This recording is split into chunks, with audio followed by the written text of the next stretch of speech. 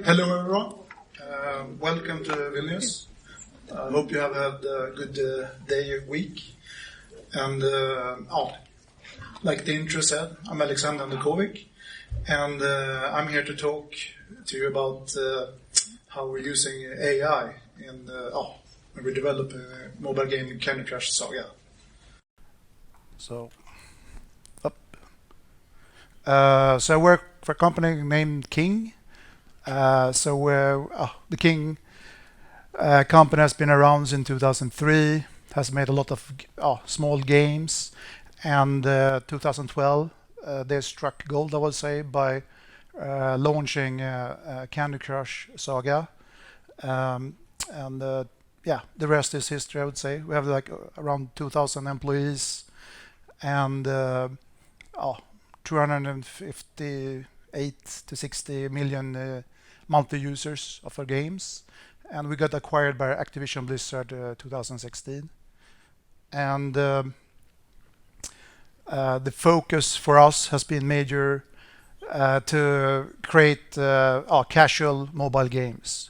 And here's some examples of the games, but the most popular one, I would say, are Candy Crush. And at King, we have development teams, and they can decide themselves how they want to be, grouped. So what we have is like a repertoire of different roles when it comes to QA, where they can pick from. And you have the testing lead. That person's responsibility to be like an ambassador for quality within the team. So it's the team's responsibility to deliver games with quality, not a single person. You have the analyst, the QA analyst. Those people are mainly exploratory testers. So they usually sit with the developers and test out new features, see that they're working okay. And then we have a regression test team. And what they do is that they, before a release, we have like a test specification of 1,500 test cases that they run through in 6 hours, and then they give feedback to developers. And then we have test automation engineers. So what they do is that they build automation frameworks for the developers. And then King is like a data-driven company, so we collect a lot of data to analyze about how our players playing the game. So we have like a lot of data scientists, and they are helping to, I would say, test the data. So they're cleaning up the data and making sure that that we are analyzing the correct thing. And then we have the developers. They're also helping out with QA. So they're like writing unit tests, collaborating with data scientists and the QA people. So it is like a team effort, I would say. So this is how it's been at King. And what I'm here to talk about, I would say, is like a new role that are, stepping into the scene. And we call it BAIT, bot for AI-based testing. So what is this? So what we built is like a bot that can test, I would say, by itself. And I'm going to try to explain this. So if you have any question, just raise your hand or ask me afterwards. I'll be around if you want to know more about it. I'm a QA engineer, and some of the things are a little bit math, a little bit too much math. So bear with me. So what does this bot do? So what we have done, we built a bot. What it does, it takes screenshots of our game, and then we have trained AI to recognize the different elements on the screen, and then it clicks on all of the elements. And depending on the what happens when it clicks, we have AI that are acting accordingly. So the process is like this.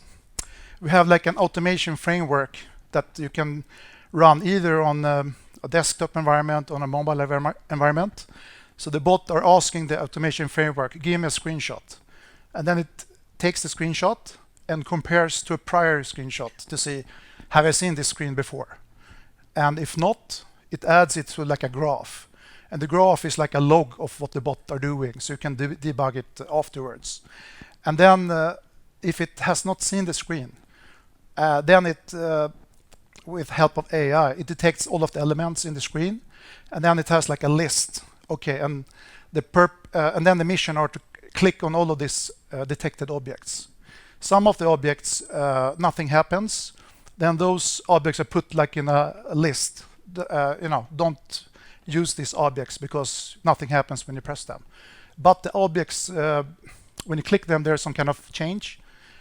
Those are put like in a list where you can revisit that screen later and do further interaction with that screen. And after the bot has selected an element, it sends the coordinate for that element to the automation framework, and the automation framework clicks on that coordinate on the screen. And then when it's done, it takes a new screenshot, and then you have that loop. So then it's just going through the game doing that. So what can you do with this? The detection approach that we have done are that we have trained for the bot to recognize the buttons. So what we have done is that we have trained an AI model to detect buttons in our games. So what we did first was that we took a couple of screenshots from our game, and then we told the bot, this is a button. What we realized was that it was not accurate enough to detect all of the buttons. So then we thought like, okay, let's synthesize the data. So what we did was that we created like fake game screens, and that improved the accuracy of it detecting the elements, but it was still not good enough.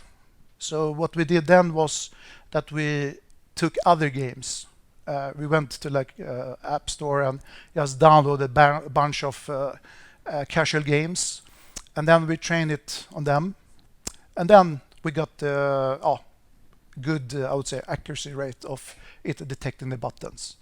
So this is like a learning that we had from this. So if you're going to try it out yourself, that's one thing to think about. That if your accuracy is not that good, use more sampling data that are outside of your product domain. Another learning that we had was that you can't use one algorithm to do this. You need to use multiple algorithms. And one algorithm that we used, called mask RCNN, what it does, it's filter out objects. And we had a challenge with the close button because it's like a round circle, and then it's like an X in the middle. And apparently that's like a problem for algorithms to distinguish that from other buttons that are simpler. So then we need to apply this algorithm to just train it to recognize the exit buttons, because there are a lot of screens where the only way to continue going around in the game is to exit that screen. So we ended up in a lot of dead ends before we apply this algorithm for the bot. Another thing that we learned, or a challenge, was we have a custom font in our game, and as in the screenshots you can see that the number 3, it almost looks like number 8. It's like 1 or 2 pixels that are separating it from a letter 8. So what we needed to do then was to filter out all of the graphics, so that we just get the actual pixels representing the actual number. And when we did that, we got rid of a lot of these false positives. And this algorithm that we used, Otsu's binarization, we can talk about it afterwards if anyone is interested in how it works on a technical level. This is more like on a high level what we're doing to be able to increase the quality of the traversal through the game with the bot. So here you can see like a screenshot of a screen, and the green rectangles, that's the objects that the bot detects after we apply these algorithms to it. And you can see that it detects some buttons are real buttons and some buttons are like graphical items that it's unsure if it's a button or not. So that those buttons are those items are, when we click them, they put in this, nothing happened list. And another algorithm that we're using are called, we're doing like a similarity detection. So what that is, when you take one screenshot, you want to compare that to another screenshot. And you want to see, okay, is this the same screen or is this a new screen? So the way you do that mathematically is that you take and put like an identifier of all of the graphical elements in the screen. And then there's this algorithm called Euclidean distance algorithm. So what that algorithm does, it takes one screen element, like a character, and then it compares the identifier, this hash for this element, with another one. And if the numbers are within a threshold, if they're like really close, then we are considering them to be the same screen. So that's how we, solve that, in a mathematical way. And another thing that we are doing are that we're taking the text. In our game, we have like text messages everywhere. So we're using Google Vision API to do like, to find the texts. And then we're using another algorithm called cosine similarity. And what that algorithm does is that you can first, with this algorithm called TF-IDF vectorizer, what that algorithm does, it takes a sentence, then it filters out repeating words. It only saves unique words. So then you will have like a sentence with unique words. Then you compare it with a previous text that are taken from a screen, and if they are if they are similar, then we consider them as being the same text. And so it looks like this. So you have in this example, you have the piggy bank text, and then you have the buy the gold bars and give the piggy bank. Both sentences contains piggy bank, but the rest of the words in the green sentence are too different from the first one. So this in this example, the piggy bank will not be considered the same text. So what we do with these algorithms are that we're first using this image hash thing to see, like, you have one screenshot, identify all of the elements, hash them up, and then compare them to a previous image. All the hashes, really within this threshold that we have. If they are, then they're considered to be the same screen. Another case are, it is the same screen, but you might have like a bug where, like in the second example, in the middle one, it is the same screen, but so to determine that, if you would just use the image hash algorithm, it will think it's a different screen because there's too much graphical difference between them. But what we're doing then are that we're using this text similarity algorithm to see, okay, are there any text in this screen that are looking similar to the previous screen? So we are using like a fallback detection to see, are we still on the same screen or not? So in this case, the texts are very similar, so then we determine that to still be the same screen. So with this, you get like some kind of robustness in the detection algorithm. And then you have the last case where the image hash algorithm is totally off, and also the text strings are also totally off. Then we're considering them to be, this is not the same screen. So this is how we detect the screens when we traverse through the game. So this is some learnings that we have found while doing this. One thing is, like in our game, we have animations. So our algorithms went banana because when you rotate, in this case, you have like a Ferris wheel. So when you rotate that, it detects that as you're at the new screen, but you're not. You're in the same screen. So what we had to do here, we had to like ignore. You have to like exclude an area from the screen and do the if there are too many changes within an area, you can just filter that area out, because with high probability there's some kind of animation that are making like a false positive that it's giving the wrong answer to the algorithm. Another thing that we saw that we got for free, here you have two screens, and there's an alignment bug here. So the left one are not as close to the top section as the right one. And this type of bugs you can find very easily with these algorithms. You just put a threshold how similar they should be or not. So we cleaned up a lot of those alignment bugs for free by just implementing these algorithms.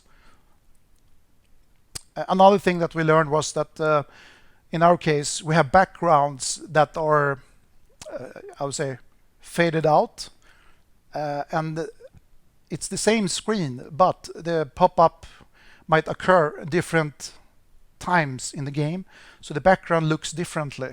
So in this case we need to filter out the background. In this case we didn't understand why the algorithm had problem not detecting that this was the same screen. And then we realized that but the background looks differently, even if it's like transparent away a little bit, it's still a little bit different. So then we have to filter that one away also. Another thing is, in this case you might have overlapping menus, and the same thing here. We had problem in the beginning where we didn't understand, is this a new screen or is it an existing screen? And there we help of a threshold, we were able to tweak it so that here you have a new screen, because you have like an overlapping menu that has buttons. When you click them, other stuff happens.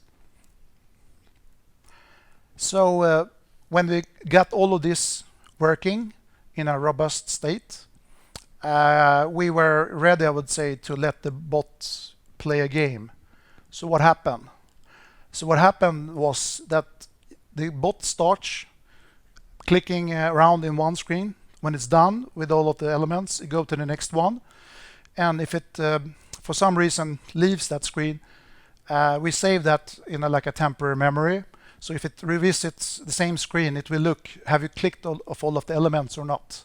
And then if not, you click them through, so they can, say that this screen has been, clicked through properly. So what happens is that you get this type of graph where the bot is going through the game, clicking, around. So you're building like a map of your game. And this was really good for the game teams. They've detected some screens that no one knew. Who created this screen? So they just removed them. And the question I got when they realized that, can you do this for the whole game? And I said, I don't know. We can try.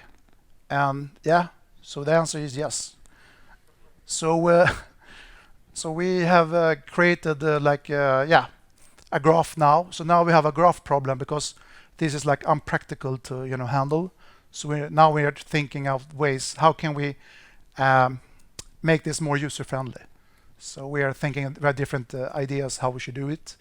But this is type of, I would say, like a luxury problem that pops up while doing this type of work. Another thing that we realized is that we need, we were like aiming for like a black box approach of the bot, but we realized for making it practical, our bot is not playing the actual game. So what we have done is that we have added like debug commands so that it can just win the game or lose the game to save time, because otherwise it will spend more of the time just playing the game than actually testing everything around the game. So that's one thing to think about. Don't be afraid of increasing testability within the game. That's one good thing I would say that has come out of this thing with the bot, that the developers has been not forced but encouraged to add the testability so that we can access stuff that are saving time for us. So here's examples of things that we want to help with. It was you want to win or lose a level, you want to load a specific level, you want to unlock features. Some features are really like you need to be top 3 for this feature to be activated, and that could be like time consuming. So to save time, yeah, we have added this command, so it's, to speed up the execution. And also like with Facebook, to log into Facebook, we can get the token and just log in automatically and stuff like that. And when we were done with this, we had like a demo for the game teams, and we didn't know how their reaction would be or what they wanted to, if they were interested in this or what they're going to use it for. So the first thing that we got as a request was that the graphic artists, they had problems when they create new art and they try to clean it up. Sometimes there's human errors where they forget to link graphical assets correctly. So what happens is that you get this pink squares. That's like graphics that are not loaded properly. And so the bot, it has this similarity detection algorithm. So we use that to detect the pink squares. So in this case, what we do are that we are, with this approach, we are first filtering out all of the colors, and then we are with two colors like black and white. There's an algorithm that you can use with a library called OpenCV. It's like an open source library where you can find contours. So what that algorithm does, it finds shapes that look like they are connected together. And then there's another algorithm called contour area. There you can estimate how much are connected and how little are connected. So what you can do then are that you can set like a threshold. It should be like represented by X number of pixels for it to be considered to be. In our case, the white box are much more pixels than the other shapes that it has also detected as contours. So with help of this approach, we were able to find the missing textures. So when they run the game, they can run this bot and look that there are no graphical linking errors, I would say. And that was like really, I would say, impractical to do manually. So they're really happy. And here are some examples of that, where we have released games with this type of bugs. And so now it's being cleaned up. Another thing is missing texts. So what happens there is the same thing. When they do translations, sometimes they miss linking the correct text to the right dialogue. So what happens is that you have this like a default placeholder. So we just detect that one, and so you can clean that stuff up before you release the game. Another thing are like overlapping objects.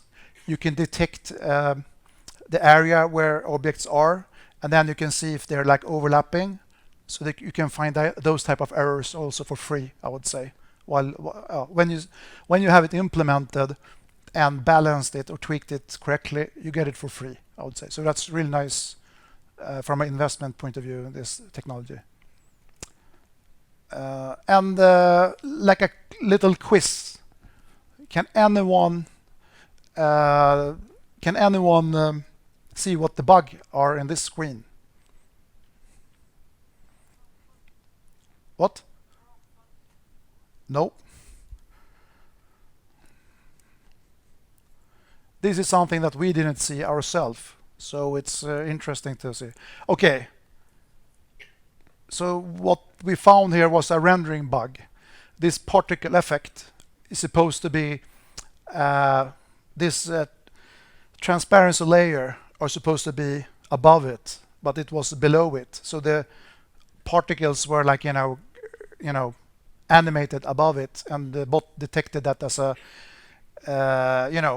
something is happening here outside of the dialogue. So you can find these type of things. And the good thing with this are that now the game developers, they're super interested because they're struggling with rendering bugs. So now they're asking us, like, we have this list of rendering problems. Can it help us out with that? We're like, hell yeah. So we are, started like an interaction with them now. So it's really nice. And if you would like to create a bot yourself, the thing that you need to think about are, like in our case, we have a desktop version and like a mobile version. And what do you need to, what are required from your application? And in our case, what you need, either if you can get it from the automation framework or from the your application, you need the screenshot and you need to be able to click. That's what you need. And then it's up to, depending on how your application looks like, you would need some kind of testability so you can skip things that takes a lot of time to do. And so when we built this bot, we've been thinking, okay, who are the main users of this bot? And in the beginning, we were like, okay, test automators, they will be super happy with this because it will help them. Some developers. The QA people has not been that, I would say, technical interested in it because, you need to set it up. You need to be, I would say, like, you need to be like a developer to set it up. So what we've done then is that we built like a front end where, anyone can just start a bot, pick a game, and what type of tests you want to run on it. And so we create like a web page, like a dashboard. So you can go in here and click a game. And in this first version, we have the missing texture thing and the text detection. So they can click that if they wanted to test. And then they just pick a build, upload it to a server, and then the bot starts to run. And you have like a lot of runs that are running, and when they're done, you get this graph as like a log of the run. And this is like an early version. This is just more to showcase what we're working on now, I would say. This is like an iterative process because people, when they look at this, they get we get new requests like, oh, can you add this and do that and blah blah blah. So it's been like an it feels like it's really early days with this. So normally what people want to know or see is the actual thing running, because I've been talking about it now, and so I made a little demo. And so what is happening here is, on the left you can see the current screen that the bot are at. So taking that, and on the right you see the detection of the different elements, and then it's just doing that over and over in a loop, I would say. And the good thing with this is that you can speed it up. You can run it in parallel. So I would say, it feels a little bit like it's early days with this, where it can, take the company, I would say, when it comes to trying to use this. And to summarize, so what we are getting help from now, just by just building the bot, I would say we get a lot of help with crashes because it's helping out with exploratory testing. Text bugs are easy now, I would say, to deal with. Same thing with the graphical issues.